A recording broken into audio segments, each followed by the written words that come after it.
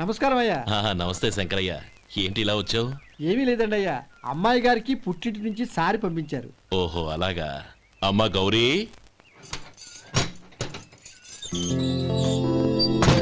ఏంటి బావగారు పిలిచారు? నమస్కారం అమ్మా.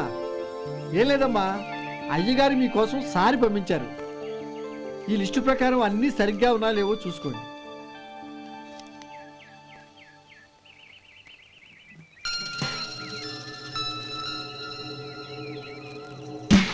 ఇవన్నీ తిరిగి తీసుకెళ్లి మీ అయ్యగారికి ఇవ్వండి. అదేంటమ్మా? దయచేసి ఇంకేం మాట్లాడొద్దు, చెప్పింది చేయండి.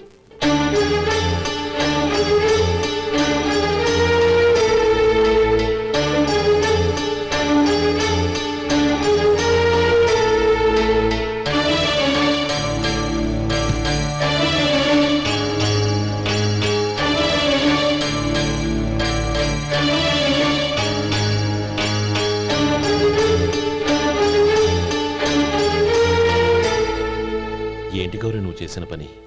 మీ నాన్నగారు అంత ప్రేమగా పంపిస్తే తిరిగి పంపించేశావు. ఆయన ఏమనుకుంటారు? ఏమనుకుంటే నాకేంటండి? ఎవరికైనా ఏదైనా పంపించేటప్పుడు వాళ్ళ స్టేటస్ కి తగ్గట్టుగా పంపించాలి. నాకు పంపించాల్సిన వస్తువులు అవి. ఆ మాత్రం ఇంగిత జ్ఞానం లేకుండా పంపితే నేనెందుకు తీసుకోవాలి?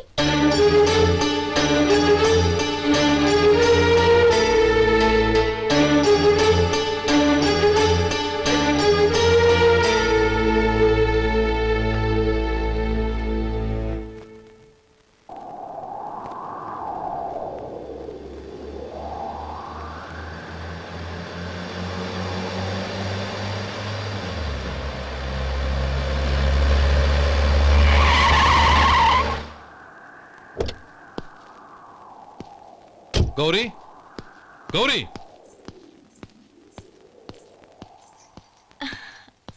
రండి నాన్న. ఏంటమ్మా నువ్వు చేసిన పని? నేనేం చేశాను? ఇంకా ఏం చేయాలమ్మా? నేను ప్రేమగా సారి పంపిస్తే తిరిగి పంపించేస్తావా? నీకు పంపిన వాటిలో ఏమైనా తక్కువ ఉంటే నాకు చెప్పాలి కానీ అలా తిరిగి పంపించేయటం ఏంటి? ఏదీ తక్కువ కాలేదు నాన్న, కావాల్సినవన్నీ ఉన్నాయి.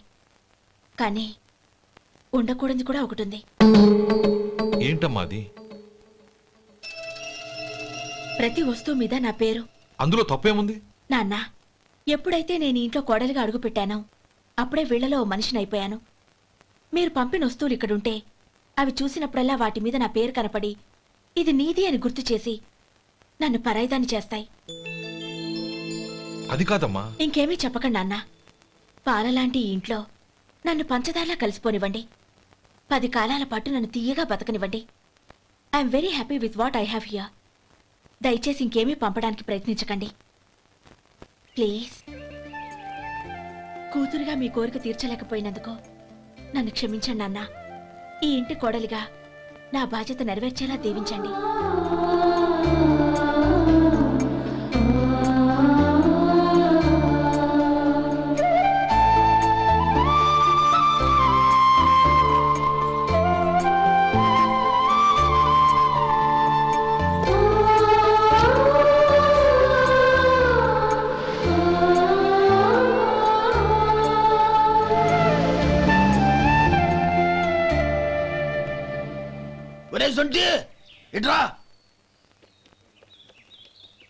ఏంటండి? మాస్టర్ గారింట్లో ఫంక్షన్ కి జిలేబీలు మైసూరు పాకు పట్టుకెళ్ళి వారం రోజులైంది కదా. వాటి బాపత డబ్బులు కానీ మనుషులు కానీ ఇంతవరకు రాలేదు. వెళ్ళి వాళ్ళని డబ్బులు అడిగి తేవాలన్న బాధ్యత ఏమైనా ఉందా నీకు? మీకు అసలు బుర్ర ఉందా? తీసుకెళ్లి వారం రోజులైంది కదా, బతుకుంటే వాళ్ళు వచ్చి ఉండేవాళ్ళుగా. సర్లే, వెళ్ళి క్లీనింగ్ చేసుకో. పబ్లిక్ పబ్లిక్ వెళ్ళు.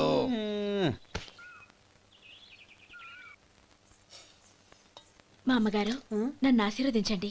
అయ్యో, ఏమిటమ్మా ఇది? శుభమా అంటూ శ్రావణ శుక్రవారం పూట ఎవరైనా సుమంగళికి నమస్కరించి ఆశీర్వాదం తీసుకోవాలి కానీ నాకు కదమ్మా. మా అమ్మగారు, నుదుటిన బొట్టు మెళ్ళో సూత్రం ఉంటేనే సుమంగళి ఎవరు? మనసులో మంగళకరమైన ఆలోచనలున్న వాళ్లే సుమంగళవుతారు. 3 తరాలు చూసిన మీకంటే సుమంగళ ఎవరుంటారు చెప్పండి? మీరొక్కసారి నన్ను దీవిస్తే 100 ఏళ్లు నేను పసుపు కుంకాలతో చల్లగా ఉంటాను. నన్ను ఆశీర్వదించండి.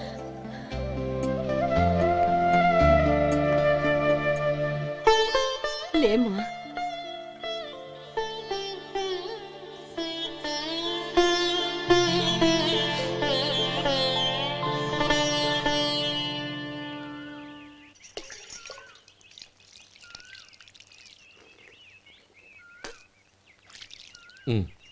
తుడుచుకోండి.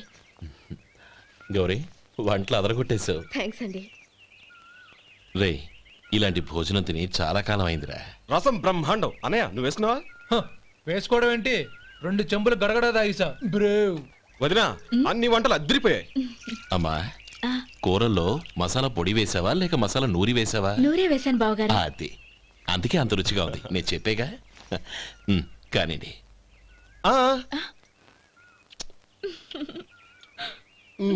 ఇప్పుడు పోయి వదినా.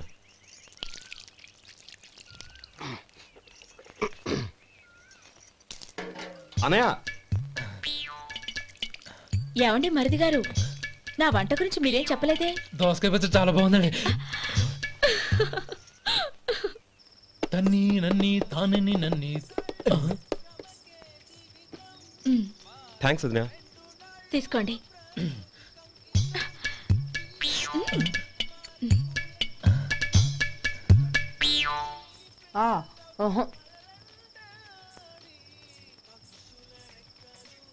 బావగారు తీసుకోండి. అమ్మా నన్ను క్షమించమ్మా. అవే మాటలు బావగారు. పై కనకపోయినా నీ గురించి మనసులో అనుకున్నానమ్మా. అది తప్పేగా. ఆ రోజు పెళ్లి జరిగిన తర్వాత నువ్వు మీ నాన్నగారు మాట్లాడుకోవడం నేను విన్నానమ్మా.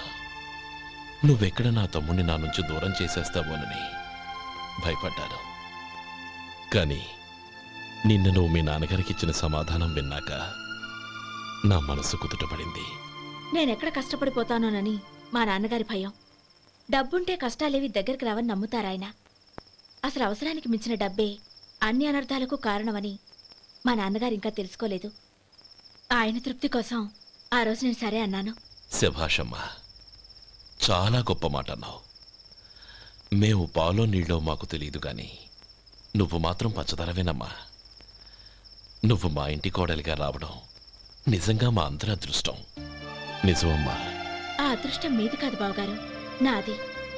నేనెక్కడ బాధపడతానోనని నేను చేసిన రుచి పచిలేని కూరల్ని చాలా గొప్పగా ఉన్నాయని పొగిడారే, అది మీ అందరి సంస్కారం. అబ్బే అదేం లేదమ్మా, బానే ఉన్నాయే. ఆవంటే నేను తిన్నాను బావగారు, ఎందులోనూ ఉప్పు లేదు. మీరు సరే, మీ రెండో తమ్ముడు గారు ఇంకో మెట్టు పైకెళ్ళి దోసకాయ పచ్చడి చాలా బాగుందన్నారు. నిజమేగా? అసలు ఈరోజు నేను దోసకాయ పచ్చడే చేయలేదు బావగారు.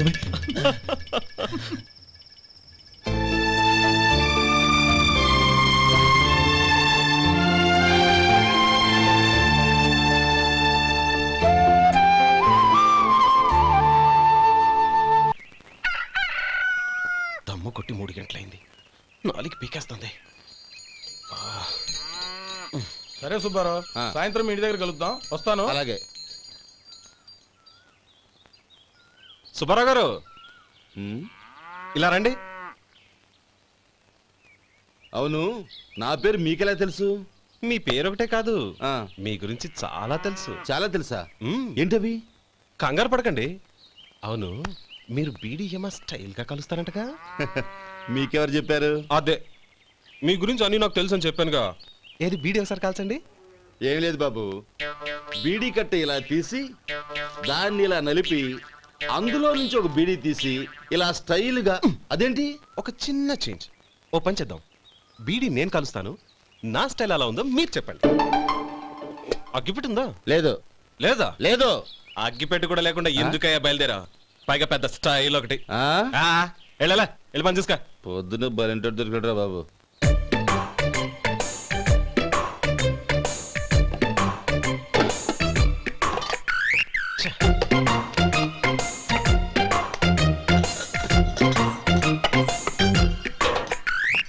ఏంటి వెతుకుతున్నావు? అబే ఏం లేదు వదినా.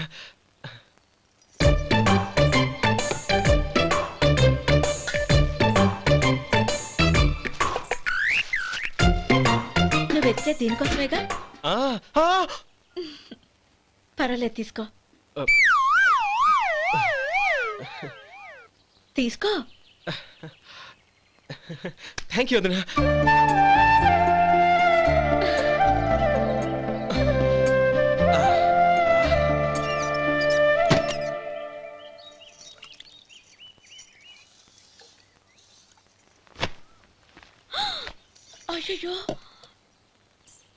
బావగారు స్నానానికి వెళ్తున్నారా? అవునమ్మా. ఒక్క నిమిషం, వేడి నీళ్ళు పెట్టాను, కాగ్గాని పిలుస్తాను. నాకు వేడి నీళ్ళు అవసరం లేదమ్మా, చన్నీళ్ళతో. అది కాదండి, వేడి నీళ్ళు పెట్టేశానుగా, ఒక్క నిమిషంలో రెడీ అయిపోతాయి. పైగా ఈ వయసులో చన్నీళ్ళ స్నానం అంత మంచిది కాదండి. 40 ఏళ్ళ నుంచి చేస్తున్నానమ్మా. ఈ రోజు నాకు కొత్త ఏంటి? నే చన్ని.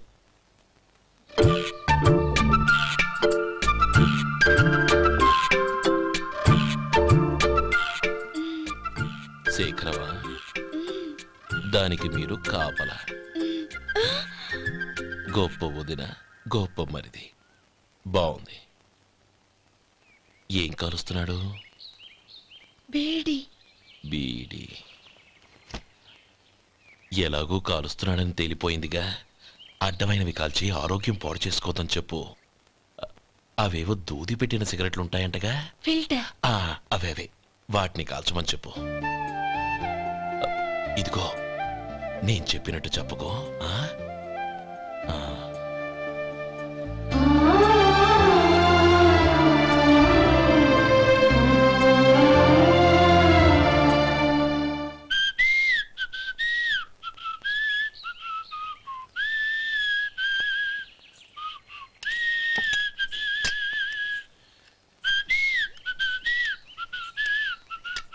ట్యూన్ బాగుందండి.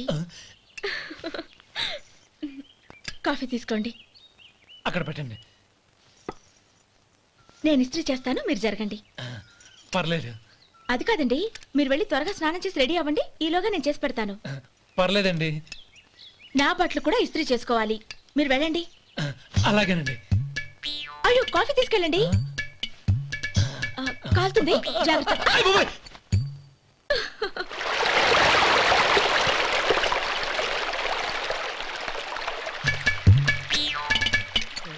ఏమండి, నా బట్టలు అక్కడున్నాయి, తీసుకెళ్ళండి. అయ్యో, అదేంటండి, ఆ బట్టలు వేసుకున్న బయటకు వెళ్తారు? అయ్యో, చాలా అసహ్యంగా ఉంటుందే.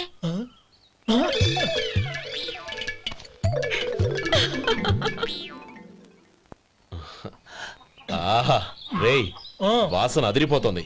ఈ రోజు పట్టు పట్టాల్సిందే. అంతగా అన్నయ్య, ఎక్సర్సైజ్ చేసి మరీ ఆకలి పెంచుతున్నాను. ప్రొద్దున నుంచి పచ్చ మంచినీళ్ళు కూడా ముట్టలేదు. రే సొంటే, లరా. ఏంటి? రారా. రే పాపం వాణ్ణి కూడా పోంచమందావా? అలాగే అన్నయ్య. ఏంటి ఏంట్రా ఈ మధ్య కనపడటం మానేసావు? ఇద్దరు అక్కడి నుంచి నన్ను పిలిచింది. అసలు నేను అర్జెంట్ పని వెళ్తుంటే నీకు అంతర్చడి పని ఏంట్రా? మీలాగా నాకేం పని పాట లేదనుకుంటున్నారా? ఇలా చెట్టు కింద కూర్చో సొల్లు కబుర్లు చెప్పుకోవడానికి. టూరింగ్ టాకీస్ లో టైటానిక్ ఇంగ్లీష్ పిక్చర్ వచ్చింది, చూడ్డానికి వెళ్తున్నాను. అనవసరంగా నా టైం అంతా వేస్ట్ చేశారు. అసలు మీరు టైటానిక్ సినిమా గురించి విన్నారా? వినలేదురా. వినాలయ్యా. ఊరికే ఎప్పుడు చూసినా గులేబా కావాలి కదా, ప్రమిళార్జున యుద్ధం సినిమాలు చూడటం కాదు. నాలాగా ఇంగ్లీష్ సినిమాలు చూసి జనరల్ నాలెడ్జ్ ఇంప్రూవ్ చేసుకోవాలయ్యా. వస్తా. సినిమా చూసి కచ్చెత్తాలే. అనయ్య, వదిన వంటలు అద్దరు కొట్టేసింది. కోడి జాయింట్, చేపల పులుసు, మటన్ కుర్మా, కోడి గుడ్లు, చికెన్ బిర్యానీ, మసాలా బాగా దట్టించుంటారే. రేయ్, అవన్నీ నీకెందుకురా? ఏదో ఇంగ్లీష్ సినిమాకి వెళ్ళాలనో? ఏ ఇంగ్లీష్ సినిమా అన్నా? పెద్ద ఇంగ్లీష్ సినిమా. మన ఆదు సుబ్బారావు గారు తెలుగులో మూగ మనుషులను ఎప్పుడో తీశారు. దాన్ని తిరిగేసి టైటానిక్ అని తీశారు. కాకపోతే అందులో గోదావరి, ఇందులో సముద్రం, అందులో పడవ, ఇందులో ఓడ, అంతే. మరేదో జనరల్ నాలెడ్జ్ ఇంప్రూవ్మెంట్ అన్నా? అబ్బే, అది లేని వాళ్ళకు, మరలాంటి వాళ్ళకి ఎందుకు? అంతేనంటావా? భోజనం రెడీ, రండి. వస్తున్నాడు. చాలమ్మా. వదినా, మీ పిల్ల అందరికీ పన్నీరు చెల్లింది నేనే వదినా. వదినా, వినడానికి ఎంత హాయిగా ఉంది. ఇదిగో ఇంకో చికెన్ పీస్ వేసుకో. ఏ వదినా, మా వదిన బంగారు వదినా.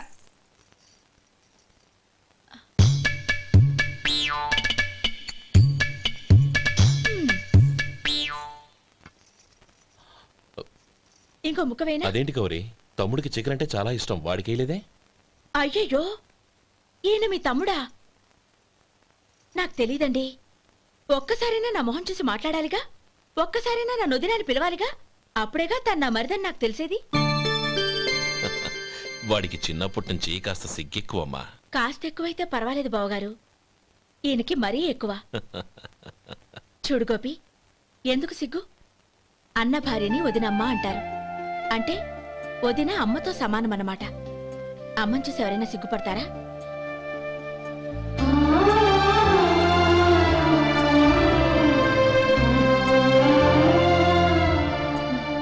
తిను. చాలు వదినా.